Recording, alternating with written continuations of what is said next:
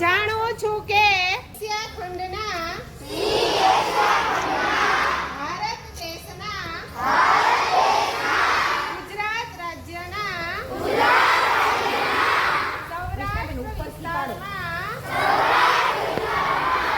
કુદરતી રીતે વિહરે છે. સિંહોની સંખ્યામાં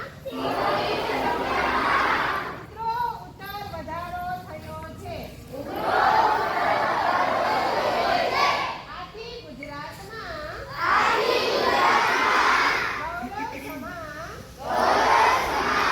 એશિયાઈ સિંહોના સંરક્ષણ માટે હું અંતપૂર્વક મારું યથાયોગ્ય યોગદાન આપવા પ્રતિજ્ઞા લઉં છું. વિશ્રામ.